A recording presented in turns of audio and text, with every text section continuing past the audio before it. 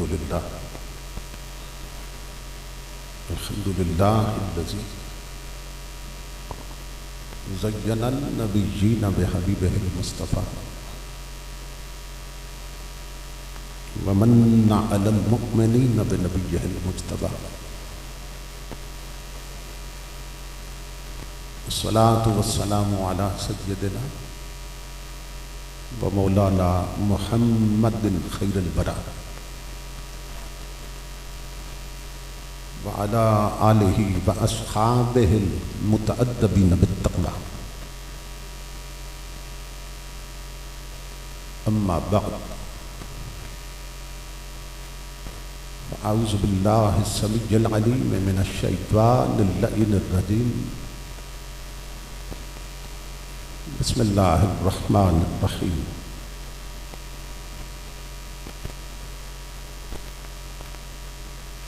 लक़द कान लकुम फ़ी रसूलिल्लाहि उस्वतुन हसना।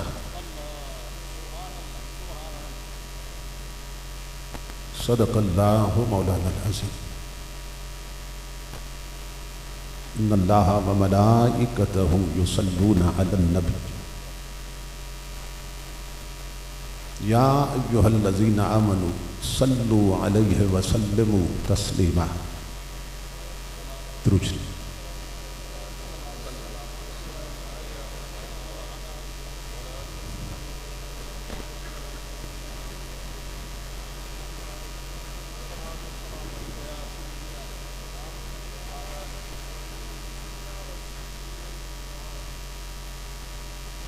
लाइके सद एहतराम मोहतरम मशाइख़ व उलमाए किराम और मुअज़्ज़ज़ हाज़रीन व सामिईन, अल्लाह रब्बुल इज़्ज़त का लाख लाख शुक्र है कि जिसने अपनी तौफ़ीक़ ख़ास से आपको और मुझे आज की इस अज़ीम शान अज़ीमुल मक़ासिद और कसीरुल बरक़ात ज़ू जहतैन कॉन्फ्रेंस में हाज़री का शरफ़ अता किया और अपना और अपने महबूब मुकर्रम सल्लल्लाहु तआला अलैहि वसल्लम का ज़िक्र पाक और पैगाम अज़ीम सुनने और सुनाने की तौफ़ीक़ अता फ़रमाई।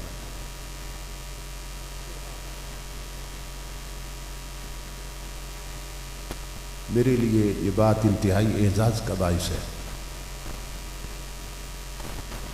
कि मैं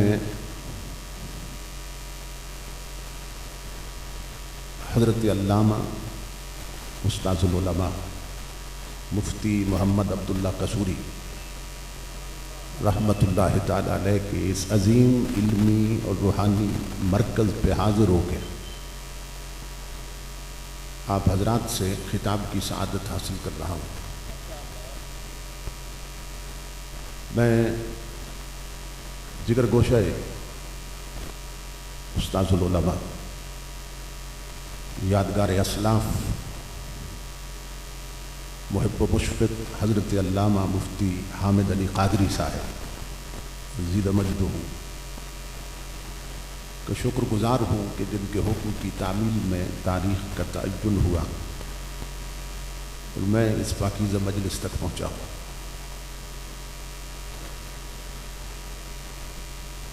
खुशबख्त और खुश नसीब होते हैं वो लोग जिन्हें अल्लाह रब्बुल इज़्ज़त इस तरह की पाकीज़ा मजालिस में हाज़िरी का शरफ़ अता करता है।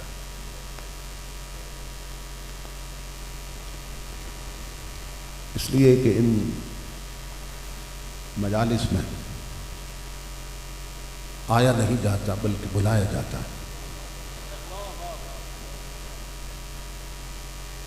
आप हजरात अगर अपने अड़ोस पड़ोस का जायज़ा लें, अपने इर्द गिर्द के माहौल पे नज़र रखें तो आपको अपनी ज़ात से बढ़ के ज़्यादा हसीन लोग भी नज़र आएंगे, ज़्यादा अमीर लोग भी नज़र आएंगे और ज़्यादा शहीर लोग भी नज़र आएंगे।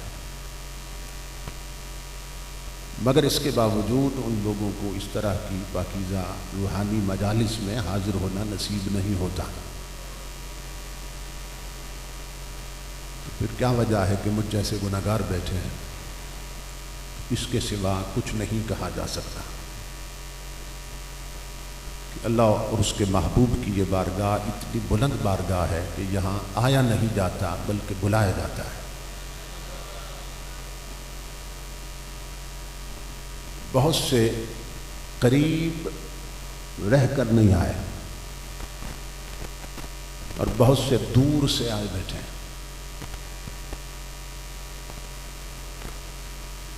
बहुत से अमीर नहीं आए मगर गरीब आए बैठे हैं।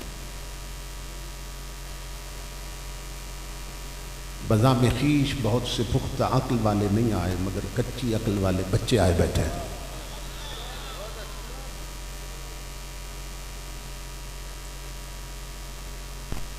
इसके सिवा कुछ नहीं कहा जा सकता कि मेरी तलब भी तेरे ही करम का सदका है। कदम ये उठते नहीं हैं, उठाए जाते हैं।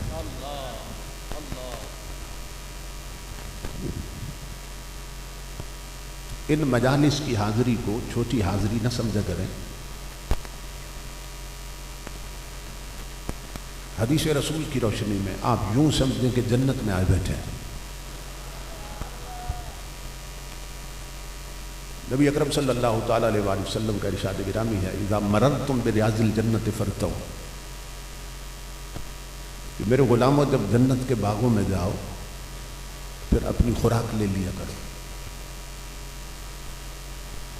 असहाबे रसूल ने हैरान होकर सवाल किया, या रसूल अल्लाह सल्लल्लाहु अलैहि वसल्लम वमा रियाज़ुल जन्नह, इस दुनिया में वो जन्नत के बाग कौन से हैं? नबी अकरम सल्लल्लाहु ताला अलैहि वसल्लम ने जवाब दिया, मजालिसुल ज़िक्र वफ़ी रिवायतिन मजालिसुल उलमा। नबी अकरम सल्लल्लाहु ताला अलैहि वसल्लम ने फरमाया कि जहाँ उलमा हो और जहाँ मेरे गुलाम बैठकर मेरे रब का और मेरा जिक्र करते हैं, वही जगह जन्नत का बाग हो जाती है। अल्लाह सुभान अल्लाह सुभान। तो इस वक्त हम जन्नत के बाग में हैं। भाई किसी को शक है? जब हुजूर ने फरमा दिया कि जन्नत का बाग है तो फिर जन्नत का बाग है। इस वक्त हम जन्नत के बाग में हैं। तो जो आ सकते थे मगर नहीं आए, उन्हें कल अपनी किस्मत पे रोना चाहिए और लोगों को ये ना बताएं कि रात हम मजलिस में नहीं गए थे, महफिल में नहीं गए थे। उन्हें बताएं हम इतने बदबख्त हैं, रात हम जन्नत में नहीं गए थे। हम इतने बदनसीब हैं, रात को जन्नत में नहीं गए थे। अब देखें ना, जिस रसूल के फरमाने पर हमने बिन देखा खुदा माना है, उसके फरमाने पर बिन देखी जन्नत नहीं मानेंगे। तो यहां आने वाले जन्नत में आ बैठे है तो ये जन्नत मगर दिखाई नहीं देती। ये जन्नत का बाग है मगर दिखाई नहीं देता। दिखा सकता है मगर नहीं दिखाता। क्यों नहीं दिखाता? फरमाया मैं दिखा के मनवाना ही नहीं चाहता। मैं दिखा के नहीं मनवाना चाहता, मैं हर शय अपने हबीब से सुनवा के मनवाना चाहता। क्योंकि अगर तुमने देख के माना तो फिर वसीला तुम्हारी आंखें बनेगी, और सुन के माना तो वसीला मेरा रसूल बनेगा। फरमाया हम दिखा सकते हैं मगर दिखा के नहीं मनवाएंगे। जब जलसे के लिए फंडिंग होती है, चंदा मांगा जाता है कि प्रोग्राम करना है, ताउन करें, कुछ लोग ना 50 रुपया देकर 100 रुपया देकर वो समझते हैं हमने एहसान कर दिया।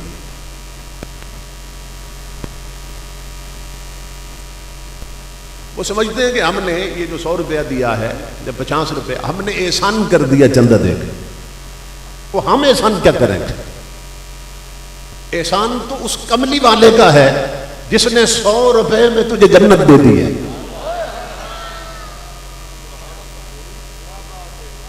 एहसान उस रसूल का है जिसने 50 रुपए में तुझे जन्नत दे दी।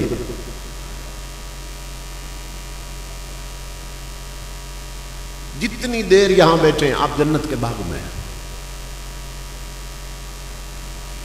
जन्नत है मगर दिखाता नहीं है कि बिन देखे माने ना, उसकी कीमत और होती है। इमामुल अंबिया के गुलाम हजरत शाह अब्दुल अजीज मुहद्दिस दिल्ली से किसी ने पूछा था कि हजरत क्या सबब है कि रक्स व सुरूद की महफिल हो, जहां गाने हो, गुलकाराएं हो, गवैये हो, डांस हो रहा हो, वहां किसी को नींद नहीं आती और जिक्र रसूल की मजलिस में नींद क्यों आने लगती है? अल्लाह के जिक्र की मजलिस में नींद क्यों आने लगती है? आपने जवाब दिया, फरमाया ये तो कॉमन सेंस की बात है, ये तो बड़ी आसान बात है जो समझ में आती है। फरमाया मेरे बेटा सुन, नींद फूलों पे आती है, कांटों पे नहीं आती है।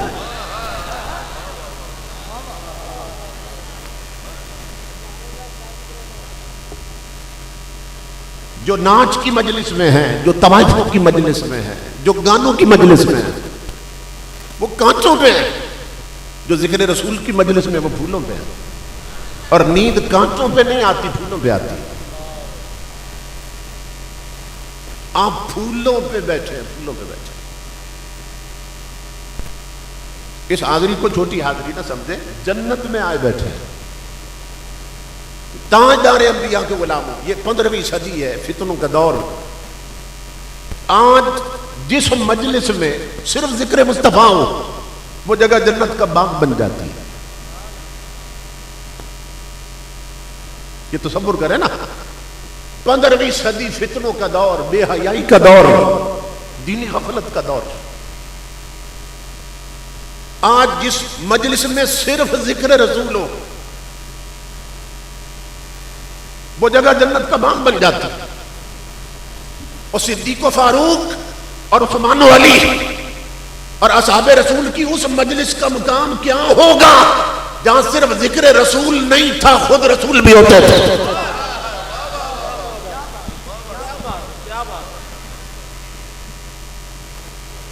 असहाबे पैगंबर की मजलिस की अजमत को कोई मजलिस पा सकती? जहां जिक्र रसूल हो वो जगह जन्नत का बाग बन जाए, जहां खुद रसूल बैठे हो सल्लल्लाहु अलैहि वसल्लम, उस जगह का मुकाम क्या होगा? इसलिए इस हाजिरी को छोटी हाजिरी न समझा करें। लोगों ने ना इन मजालिस में भी इस तरह आना शुरू कर दिया जिस तरह किसी सियासी जलसे में आए बैठे हैं। जब से जलसे मस्जिदों के बाहर होने लगे ओपन, तो मजलिसों के जो आदाब थे वो रुखसत हो गए।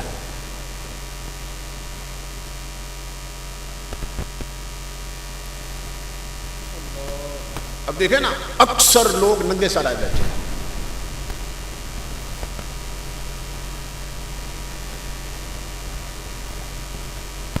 नंगे सर आए बैठे,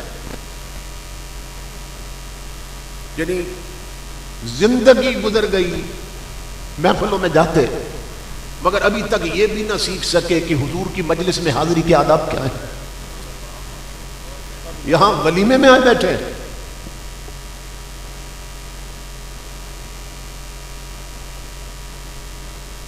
अक्सर लोग नंगे सर आए बैठे,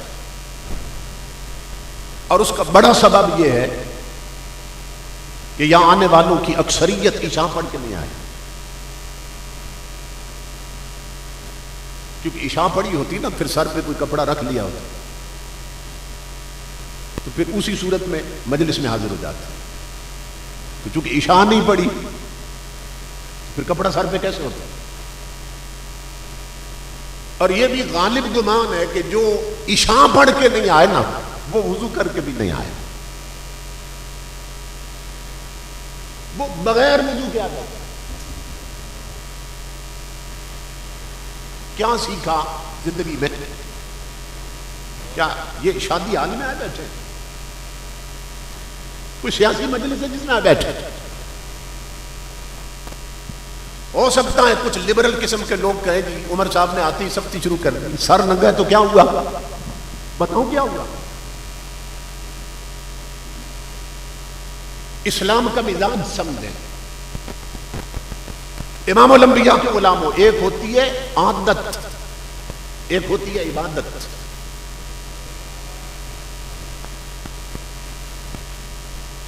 इस्लाम आदत और इबादत में फर्क करता है। हम बाजार में हो ना तो खुले हाथ फिरते हैं, खुले हाथ होते हैं। मार्केट में हो तो खुले हाथ होते हैं। शादी हाल में हो तो हाथ खुले होते हैं। दफ्तर में हो तो हाथ खुले होते हैं। लेकिन इमामुल अंबिया ने फरमाया, जब खुदा की बारगाह में आओ हाथ बांध लो। इबादत कर रहे हो, हाथ बांधो। क्यों? कि देखने वाला पहचान जाए कि ये आदत में नहीं खड़ा, अपने रब की इबादत में खड़ा है। तो हम बाजार में नंगे सर होते हैं, आदत है। शादियों में नंगे सर होते हैं, आदत। दफ्तरों में नंगे सर हैं, आदत।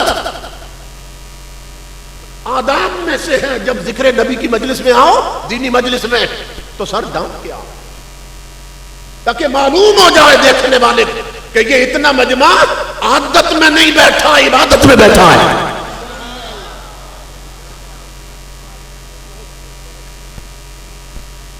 कुछ तो फर्क होना चाहिए ना। तो हाजिरी के आदाब में सीख सके। देखें, हर डिपार्टमेंट की अलग यूनिफॉर्म होती है, हर शोबे की अलग वर्दी होती है। पुलिस वाले के माथे पे नहीं लगा होता ये पुलिस वाला है।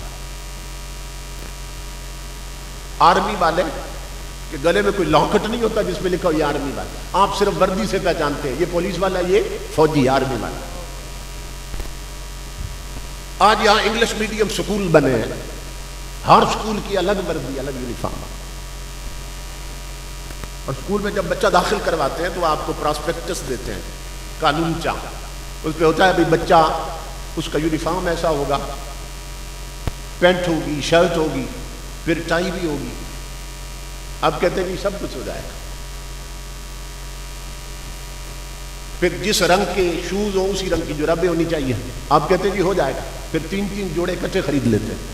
वहां तो नहीं कहते भाई बच्चे ने पढ़ना है या टाई ने पढ़ना है। वहां स्कूल में तो नहीं बोलते कि ये जो अंग्रेजी लिबास पहन रहा है हमारा बच्चा, तो इस अंग्रेजी लिबास ने तालीम हासिल करनी है बच्चे ने।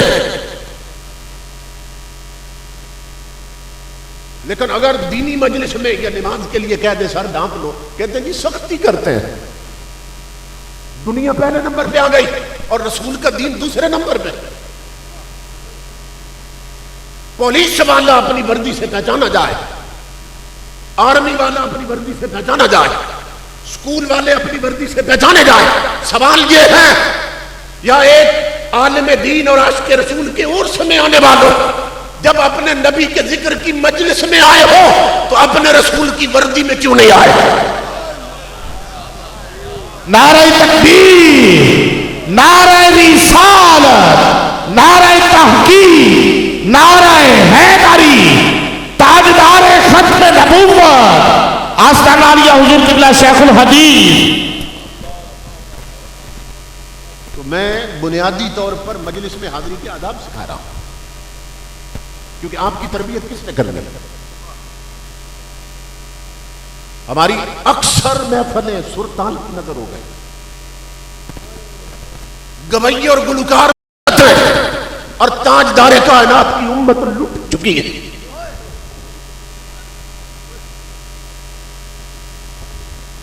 मैं नौकर ज़ारा था, और तुझे मालूम है ज़ारा के नौकर कैसे होते हैं?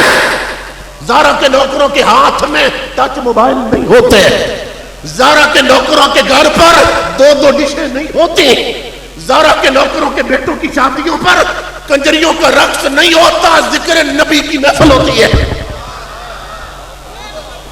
ज़ारा के नौकरों की बहु बेटियां नंगे सर मेकअप करके बाजारों में नहीं फिरती, फातिमा ज़हरा के पर्दे में होती है।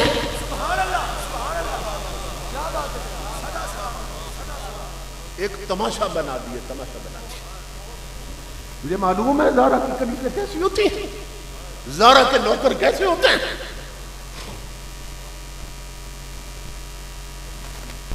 रबीउल अव्वल में ना हर घर में स्टिकर लगे होते हैं। सुना है आप हर आशिक के घर तशरीफ लाते हैं, मेरे घर में भी हो जाए चिरागा या रसूल। तो ये स्टिकर लगाने वाला वह दावा कर रहा है कि चूंकि आप हर आशिक के घर आते हैं तो मैं भी आशिक हूं, मेरे घर में भी तशरीफ लाए चाहते चिराग हो जाए। मगर ये नहीं सोचते किस घर में रसूल को दावत दे रहा है। जिस घर में केबल के कनेक्शन लगे, जिस घर की बहू बेटियों के आधे जिस्म नंगे हो चुके हैं, जिस घर की छत पर 2-2 डिशें लगी हैं, जिस घर में कुरान अलमारी में बंद है और रोमांटिक नावल और फिल्मी मैगजीन सामने मेज पे पड़े हैं, तो उस घर में रसूल को दावत दे रहा है। और नादान गुस्ताख मत बन, अपने घर में नबी को बुलाने से पहले घर को यार की आने के काबिल तो बना।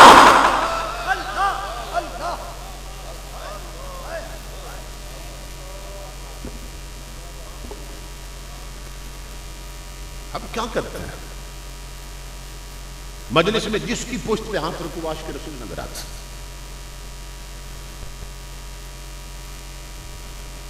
इमामुल अंबिया के गुलाम एक फकीर से किसी ने पूछा था कि मुसलमान में और काफिर में फर्क क्या है। तो फकीरों की बातें ऐसी होती हैं कि वो जूस निकाल देते हैं, नी की बात करते हैं। अब सोचना, ये बात भी अगर मेरी याद रह गई ना, मैं समझूंगा मेरा खिताब ठिकाने लगा।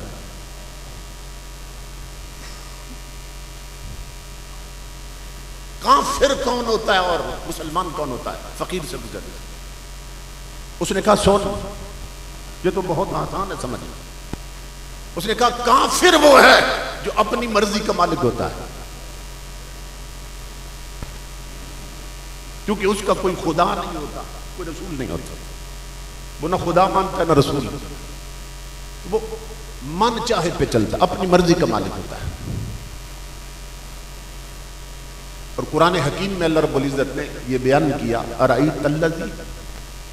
अराईता मन इत्तखज़ इलाहहु हवा, कि महबूब आपने उस शख्स को देखा जिस बदबख्त ने अपनी ख्वाहिश को ही अपना खुदा बना दिया। यानी करना तो वो चाहिए ना जो खुदा चाहता है, बंदे वो करते हैं जो उनका मन चाहता है। तो फिर मन को खुदा बनाते हैं ना काफिर। तो फकीर ने कहा काफिर वो है जो अपनी मर्जी का मालिक होता है। उसने कहा तो मोमिन कौन? उसने कहा सुन, मोमिन वो है जो पूरी जिंदगी उस मालिक की मर्जी पे गुजार देता है।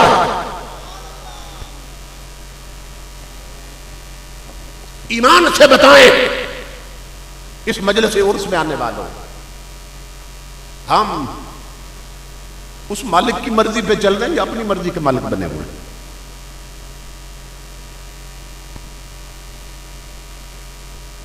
अपनी मर्जी के मालिक हैं या उस मालिक की मर्जी पे चल रहे हैं? अपनी मर्जी के मालिक। अगर हम उस मालिक की मर्जी पे चल रहे होते तो इशा पढ़ के आए होते। अगर उस मालिक की मर्जी पे चल रहे होते, हमारी बहू बेटियां बेपर्दा बाजार में फिर रही होती। अगर हम उस मालिक की मर्जी पे चल रहे होते तो हमारे बच्चों की शादियों पर डेक लगकर तवाइफों के गाने न चल रहे होते, तिलावत कुरान लगी होती। हम तो मर्जी के मालिक बने हुए हैं। तो यही सबब है जिंदगी में, चूंकि ये खोट और मुनाफिकत बढ़ गई, फिर इस दर्जे पे आगे रहे। कभी यह नौजवान मुस्लिम तदब्बुर भी किया तूने? वो क्या गर्दू था तू जिसका है एक टूटा हुआ तारा। इकबाल का कलाम तवाइफें पढ़ती है, तवाइफें पढ़ती है, गुलकाराएं पढ़ती हैं, कलंदर लाहौरी हत्थे चढ़ा हुआ है कंजरियों के।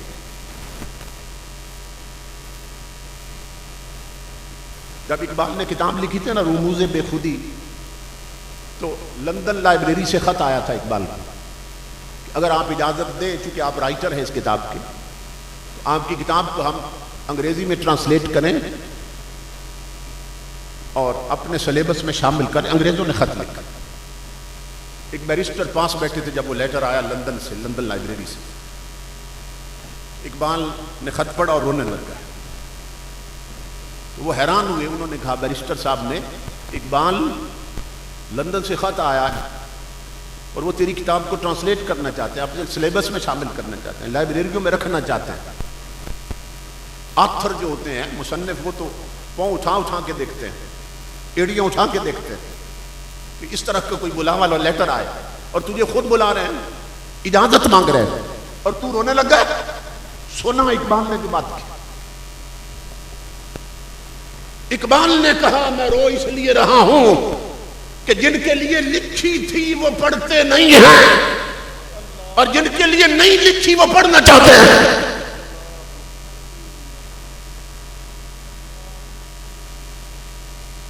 हमारे जवानों के हाथ में उसने टच मोबाइल दे दिए, बल्ला दे दिया, हॉकी दे दी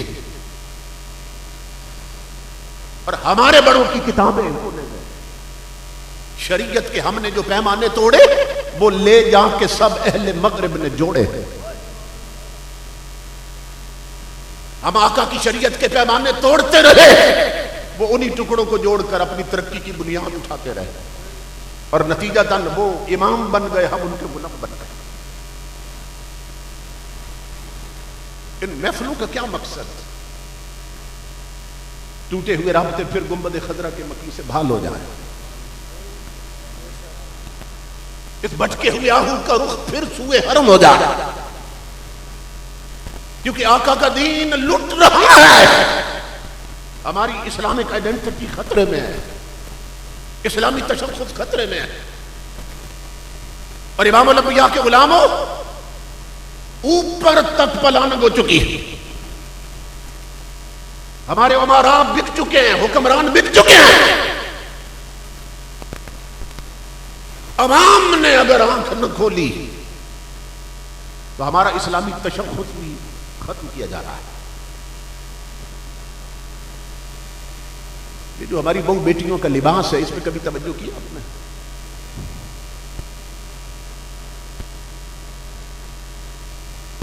ये लिबास इस्लामी है?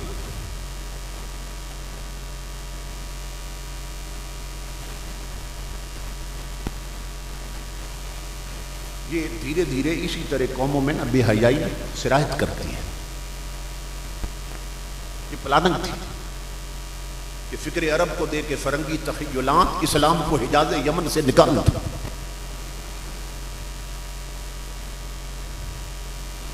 घरों में चलते हुए टीवी क्या पैगाम दे रहे हैं? इंसान तसव्वुर भी नहीं कर सकता कि क्या ये हुजूर की उम्मत की बेटियां हैं। इस पर मर्दों ने तवज्जो दी है?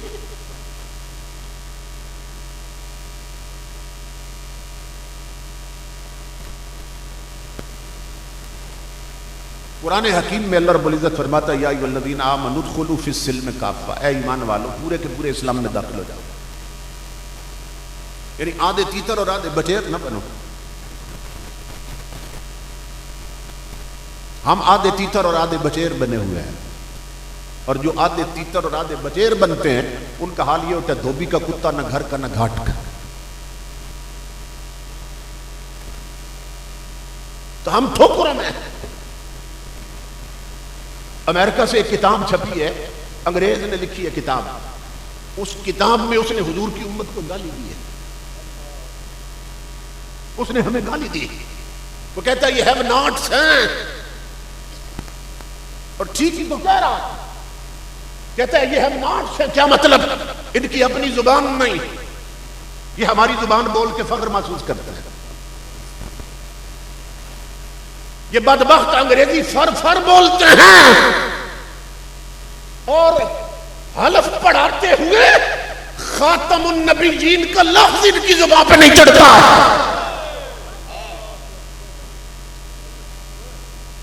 वो कहता है इनकी अपनी जुबान नहीं, ये कंगले हैं, यतीम हैं, लावारिस हैं, कौमें अपने लिबास से पहचानी जाती हैं।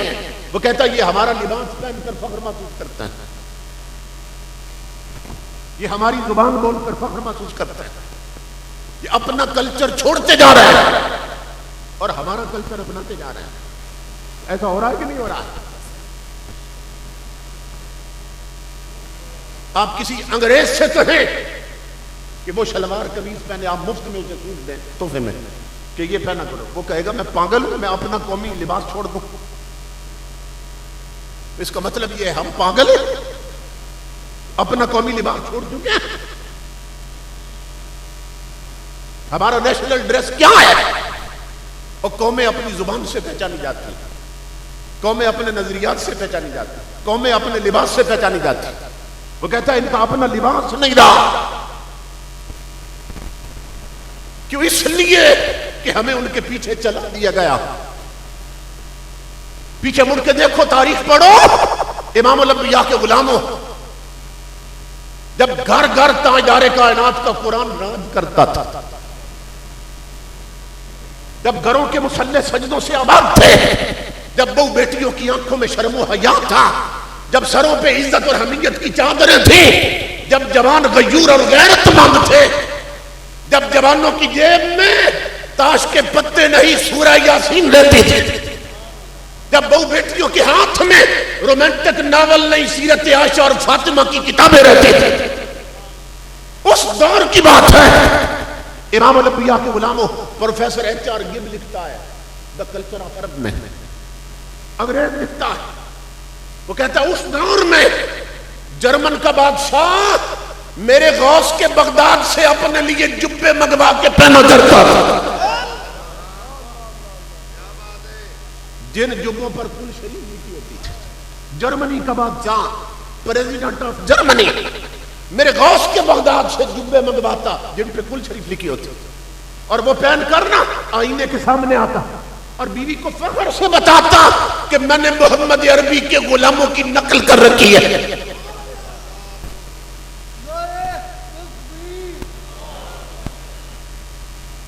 इसलिए इकबाल कहता है कभी यह नौजवान मुस्लिम तदब्बुर भी किया था, वो क्या गर्दू था तू जिसका है एक टूटा हुआ तारा। तुझे मालूम है किस बुलंदी के आसमान से गिरा था? गंवा दी हमने जो असलाफ से मीरास पाई, सुरैया से जमीन पर आसमान ने हमको दे मारा, मगर वो इल्म के मोती किताबें अपने आबा की जो देखे उनको यूरोप में तो दिल होता है सीपारा। इकबाल कहता है किताबें हमारे बड़ों ने लिखी थी, मगर पढ़ाई यूरोप की यूनिवर्सिटियों में जाएगी।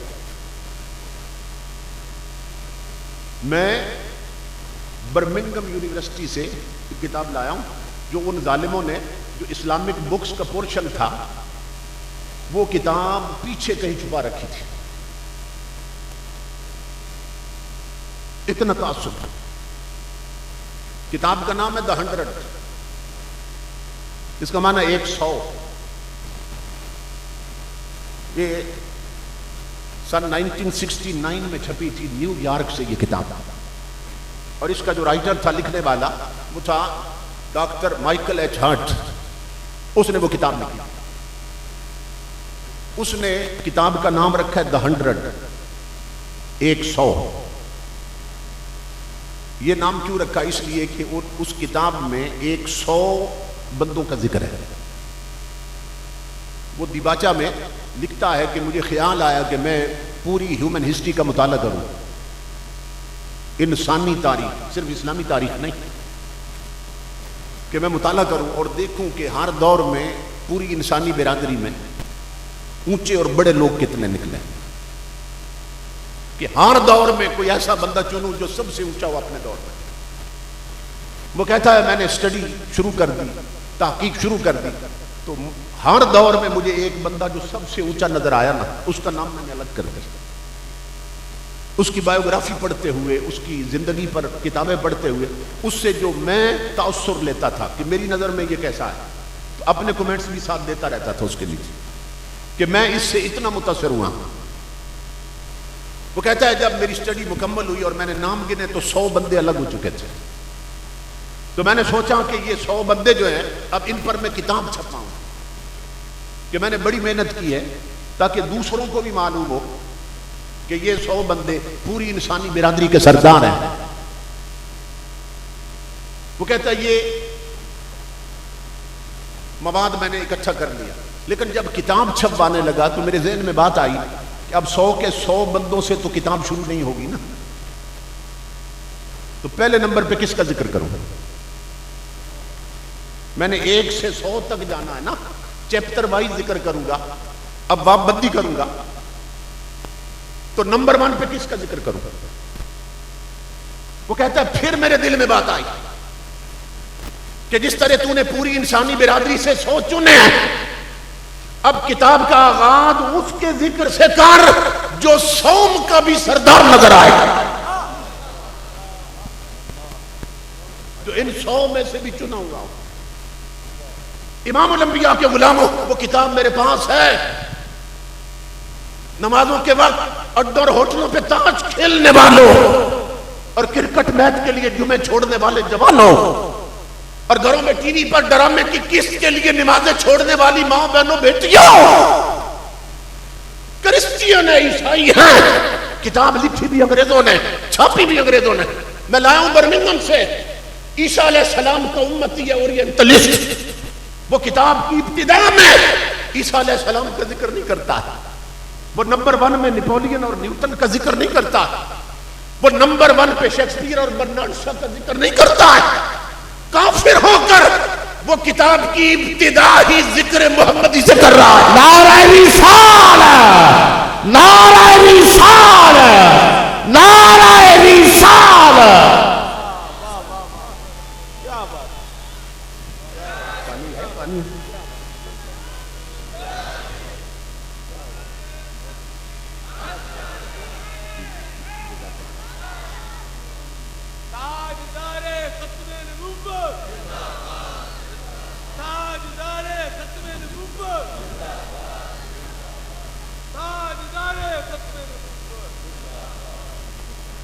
ईसा अलैहिस्सलाम का उम्मती होकर उनका नंबर 1 पे जिक्र नहीं कर रहा है,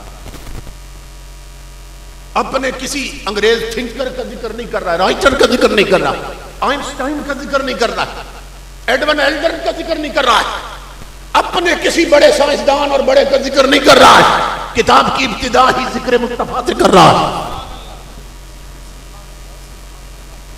गोया वो ऐलान कर रहा है, मोहम्मद अरबी के गुलाम हो। जब मैंने पूरी इंसानियत को छान फटक कर देखा ना तो 100 ऊंचे नजर आए, और जब इन 100 को भी छान फटक कर देखा तो मदीने वाला सबसे ऊंचा नजर आया। और उसने 2 सफ़े भर दिए ताजदारे कायनात के जिक्र खैर से। मैं सिर्फ एक सेंटेंस सुनाता हूं उसका, बड़ी जामे बात की उसने। वो कहता he was the only man. आज बदबख्त लोग मिंबरों पे कहते हैं हम नबी जैसे, नबी हमारे जैसे, और वो ईसाई होकर कहता है he was the only man. पूरी कायनात में सिर्फ मुस्तफा है, दूसरा कोई नहीं है। वो कहता he was the only man in history who was supremely successful on both the religious and secular level. वो कहता है मोहम्मद अरबी के गुलामों, तुम्हें मुबारक हो अगर तुम कहो तुम्हारा नबी सबसे ऊंचा है। तो कोई कह सकता है उम्मती जो हुए, उम्मती को अपना नबी ऊंचे लगता है। तुम कहो आका सबसे ऊंचे हैं, तो कोई कह सकता है भाई गुलाम जो हुए, गुलामों को आका सबसे ऊंचा लगता है। वो कहता है मेरी तरफ देखो, मैं तुम्हारे नबी का कलमा भी नहीं पढ़ता, मैं उनसे इश्क भी नहीं करता, मैं तो सिर्फ अकल का चिराग लेके निकला था, मोहब्बत का नहीं, इश्क का नहीं, अकल का चिराग लेके निकला था कि देखूं अकल की रोशनी में ऊंचा कौन। कहता है मोहम्मद अरबी के आशिकों तुम्हें मुबारक हो अगर इश्क की दुनिया में मुस्तफा सबसे ऊंचे हैं तो अकल की दुनिया में भी मुस्तफा सबसे ऊंचे हैं।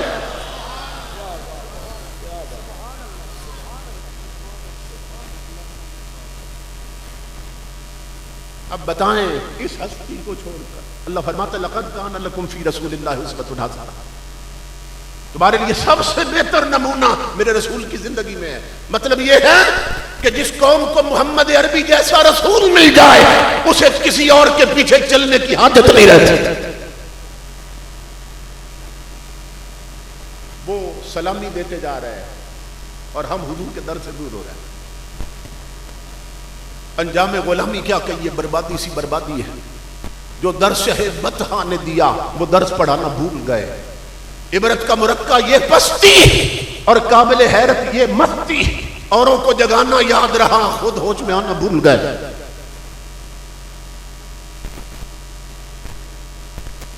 तो इमाम अल-अंबिया के गुलामों लौटो दहलीज मुस्तफा की तरफ। अल्लाह की इज्जत की कसम, मैंने पंजाब यूनिवर्सिटी लाहौर से मास्टर की डिग्री एमए किया एज ए रेगुलर स्टूडेंट, और मदरसों में उलमा के जूते भी सीधे किए। उलमा के नालैन भी उठाए, कफज बरदारी की। मैं आपको अला वजह बसीरत अर्ज कर रहा हूं और मेरे पास दलाइल भी हैं, आगे चल के अर्ज भी करता हूं कुछ। हमारे कॉलेजेस में पढ़ने वाले, यूनिवर्सिटियों में पढ़ने वाले, वो ये समझते हैं कि साइंटिफिक रेस में यूरोप बड़ा आगे जा चुका है, इन्वेंशन में और डिस्कवरीज में यूरोप और अमेरिका बहुत आगे जा चुका है। मुल्ला की दौड़ मस्जिद तक, ये उलमा हमें बैकवर्ड रखना चाहते हैं, ये हमें पसमानदा बनाना चाहते हैं। अगर हम इनके पीछे चले तो साइंटिफिक रेस में दुनिया बड़ी आगे निकल गई, हम पीछे रह जाएंगे। मैंने यूरोप का दौरा किया, अल्लाह की इज्जत की कसम बता रहा हूं, इमाम अल-अंबिया के गुलामों, आज साइंस के क्लाइमैक्स का दौर है। साइंस इस वक्त अपने नुक्ते उरूज पर है, मगर इस दौर में भी जिस मुकाम पर साइंस की इंतहा होती है वहां से नालैन मुस्तफा की इब्तिदा होती है।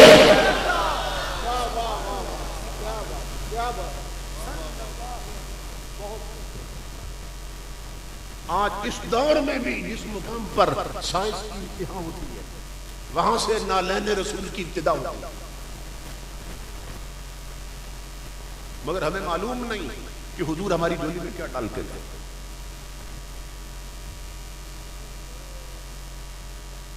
इमाम अल-अंबिया के गुलामों, हुजूर गौसे आज़म रज़ी अल्लाह तआला अन्हु, आपकी जो आया थी घर में खादिमा, बचपन में जो आपको खिलाया करती थी, वो गौसे आज़म जब जवान हुए एक दिन ज़ियारत के लिए आई। ये मैंने जानबूझ के नहीं कहा कि गौसे आज़म जब बड़े हुए, बड़े तो वो हमेशा ही थे, जब जवान हुए तो मिलने आई तो उसने पुरानी बचपन की बातें छेड़ दी। कहने लगी, बेटा अब्दुल कादिर, एक बात बचपन की पूछना रह गई थी। और मैं, अम्मा पूछो क्या बात? कहा, बेटा एक दिन आप बच्चों के साथ आंख मचोली खेले थे, तो छुपना छुपना खेलते थे ना बच्चे, हाइड एंड सीक, तो बच्चों के साथ आप आंख मचोली खेले थे, तो बच्चे जब छुपते थे तो आप तो सीधे सर पे पहुंच जाते थे, ढूंढ लेते थे। फिर आपने कहा था अब मैं छुपता हूं, मुझे ढूंढना। तो बेटा आप कहीं छुपने गए नहीं थे मगर छुप गए थे। हम छुपने गए नहीं थे कहीं मगर छुप गए। तो बेटा अब्दुल कादिर, फिर अचानक आ गए, हम ढूंढ ढूंढ के थक गए थे, आप नहीं मिले, अचानक आ गए थे। वो बात रह गई थी, बेटा कहां चले गए थे? सुनो यूरोप की तरफ देखने वालों और ऐसा से कम तरीका शिकार जवानों, गौसे आज़म अर्ज़ पड़े फरमाया, अम्मा अल्लाह की इज्जत की कसम मैं चांद में छुप गया था।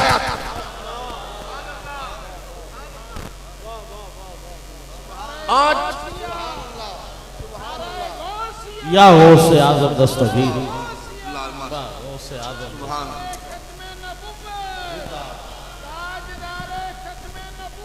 जिंदाबाद। तो हुजूर गौसे आज़म फरमाने लगे, अम्मा मैं तो चांद में छुप गया था। फिर मैं, बेटा कहां छुप गए थे? फिर मैं चांद में छुप गया था।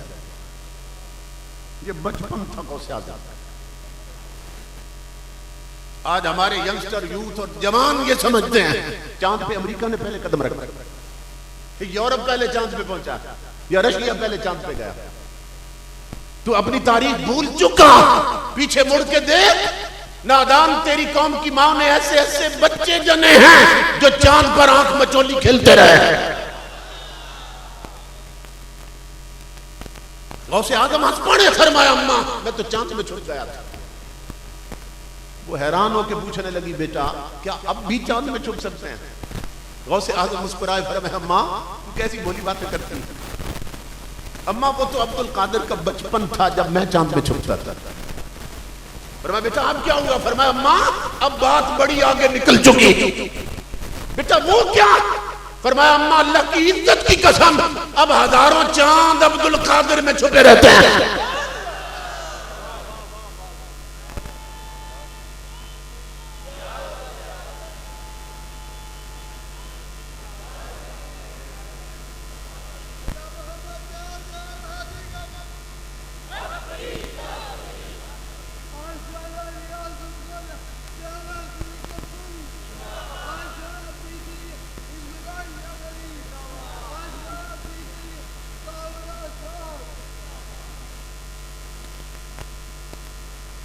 तो हमें लौटना है दहलीज़ मुस्तफा की तरफ। इमामुल अंबिया के गुलामों मौजूदा दौर के फितनों पे नजर रखो। है तुझको संभलना तो है अब वक्त संभल जा। ए बहरे अमीक अपने किनारों से उछल जा। गाफिल तुझे पाकर ले आए हैं फिर जाल। ये टच मोबाइल, ये केबल के कनेक्शन, ये डिशें, ये कंप्यूटर, ये हमारे इलेक्ट्रॉनिक मीडिया और प्रिंट मीडिया का फैलाया हुआ बेहयाई पे मबनी निजाम, ये हमारे बिके हुए हुक्मरान, ये यूरोप के टुकड़ों के पलने वाले हमारे हुक्मरान, ये सब चाहते हैं कि दहलीज़ मुस्तफा के तेरे हुजूर की दहलीज से तुझे दूर कर दिया जाए। तो है तुझको संभलना तो है अब वक्त संभल जा। ए बहरे अमीक अपने किनारों से उछल जा। गाफिल तुझे पाकर ले आए हैं फिर जाल।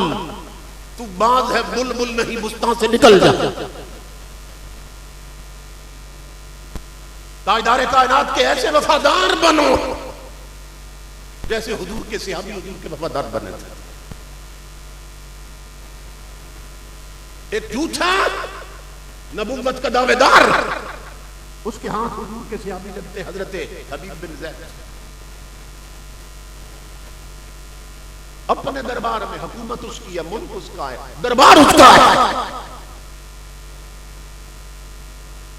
वो पूछता है बताओ मोहम्मद अरबी कौन? कहा रब के सच्चे रसूल। वो कहता बताओ मैं कौन? कहा तू झूठा है। वो कहने लगा उन्हें सच्चा मानते हो मुझे क्यों नहीं मानते? कहा नादान सुन, मैं सिर्फ मोहम्मद अरबी को नहीं मानता, मैं मोहम्मद अरबी की भी मानता हूं। जब आका फरमा गए मेरे बाद कोई नहीं, तो फिर उनके बाद कोई ला नबुव्वत बादी वला रिसालत बाद। इमामुल अंबिया ने फरमाया मेरे बाद ना कोई नबी ना कोई रसूल। तो जब हुजूर फरमा गए मेरे बाद कोई नहीं, तो फिर तू झूठा है, हुजूर सच्चे हैं। उसने कहा मैं देखता हूं तू कैसे रहता है अपनी बात पे। उसने कहा गुलामों को पकड़ो और एक हाथ काट। एक हाथ कट गया। उसने कहा अब बताओ मैं सच्चा हूं या झूठा? फरमाया तू झूठा है, हुजूर सच्चे हैं। हाथ कट चुका है। ताजदार अंबिया के गुलामों, उसने कहा दूसरा हाथ भी काट। अब दोनों हाथ कट चुके। कहा बताओ, इशारा करके कहा तू झूठा है वो सच्चा है। उसने कहा पांव भी काट दो। एक पांव भी कट गया। फिर पूछा, कहा वही बात, तू क्या समझता है? मेरे जिस्म को जख्मी करके तू अपनी बात मनवा देगा? कहा नादान सुन, इस वक्त तन पर तेरी हुकूमत है मगर मन पे मोहम्मद अरबी का राज है। जिस्म तेरे कब्जे में है मगर दिल मेरा रसूल के कब्जे में है। उसने कहा दूसरा पांव भी काट दो। जब दूसरा पांव कचा तो जमीन पे गिर गए। वो फरते जज्बात से उठा बदबख्त और इनकी छाती पे बैठा और खंजर निकाला और गुलामों से कहा मुंह खोलो और इसकी जुबान निकालो। जुबान निकाली, जुबान काट के फेंक दी। कहा अब बताओ मैं सच्चा हूं या झूठा? अब बोल तो सकते नहीं थे, सर से इशारा किया तू झूठा है, मोहम्मद अरबी सच्चे हैं। क्रिकेट मैच के लिए जुमे छोड़ने वालों, ये है मोहम्मद अरबी की मोहब्बत। हुकूमत की धमकियों से, अकीदा खत्म नबुव्वत से मुनहरिफ होने वालों और इस तहरीक से निकल जाने वालों, ये है मोहब्बत मुस्तफा। उस बदबख्त ने देखा जुबान कट चुकी है, हाथ पांव कट चुके हैं, फिर भी मुझे झूठा कह रहा है। जिंदा हजरत हबीब के जिस्म पर उसने जगह जगह कचोके लगाने शुरू कर दिए खंजर के, ऊपर से खान उधेड़ने लगा। इमाम अल-अंबिया के गुलामों, उस आका के सच्चे आशिक ने जान तो दे दी है मगर ईमान नहीं दिया। और अगली बात इससे भी हैरत की, जब ये खबर पहुंची मदीना में, उनकी बूढ़ी मां आबादी से बाहर मुंतजिर थी, मेरा हबीब आने वाला। सहाबा जा रहे थे बस्ती की तरफ, तो एक दूसरे को कहने लगे, यार हबीब की वालिदा बूढ़ी पूछेगी मेरे हबीब का क्या बना, तो यार मैं तो नहीं बता सकूंगा, और अब बताया भी तो वो बूढ़ी सुन नहीं सकेगी। एक कहने लगा, यार मैं नहीं बता सकूंगा, तू बताना। बस इसी महमसे में जब करीब पहुंचे, वो बूढ़ी अम्मा खुद आगे बढ़ी, कहा बताओ मेरे हबीब का क्या बना। जिससे पूछती है वो फेर रहता, क्या बताएं। उसने एक को झटका दिया, कहा बताओ मेरे हबीब का क्या बना। एक सहाबी जी कड़ा करके आगे बढ़े, कहा अम्मा अपने कदमों पे जम जा, मैं बताता हूं, जरा दिल थाम ले, मैं बताता हूं। तेरा बेटा, उसके पहले हाथ कटे, फिर उसके पांव कटे, फिर जुबान कटे। उसने कहा फिर क्या हुआ। कहा फिर भी उसने उसे नहीं माना। फिर क्या हुआ। कहा जगह जगह कचोके लगे, फिर भी नहीं माना। बूढ़ी ने कहा फिर। कहा जान दे दी मगर ईमान नहीं दिया। इमाम अल-अंबिया के गुलामों, तारीख में उस मां के ये लफ्ज मौजूद हैं। सहाबी कहने लगे, अम्मा अफसोस, तेरे बेटे पे बहुत जुल्म हुआ। मगर वो मां कहने लगी, आज ऐसी मां की जरूरत। कहने लगी कि अबियो मुझे अफसोस मत करो, लिहाजल यौम अर्दा तो हूं, इसी दिन के लिए मैंने उसे दूध पिलाया था।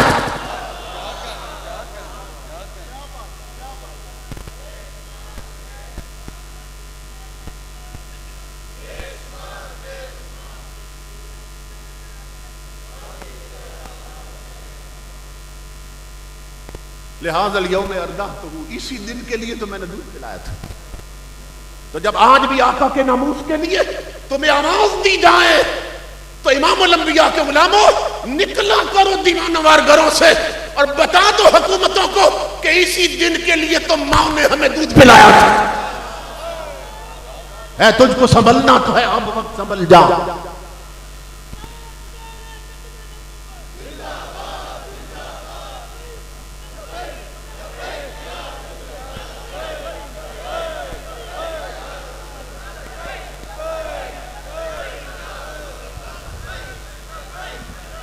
है तुझको संभलना तो है, अब वक्त संभल जा। वक्त मुतहम्मिल नहीं, मैं फैला नहीं सकता मजमून। है तुझको संभलना तो है, अब वक्त संभल जा। ए बहरे अमीक अपने किनारों से उछल जा, गाफिल तुझे पाकर ले आए हैं फिर जाल। तू बाज है बुलबुल नहीं, बुस्तान से निकल जा। बातिल से न डर, जंग के मैदान में उतर जा। रख हक पे नजर, माहो सुरैया से गुजर जा। और की तुझको हुसैन इब्ने अली ने ये वसीयत, मरना है तो डर मौत से, जीना है तो मर जा। मरना है तो डर मौत से, जीना है तो मर जा।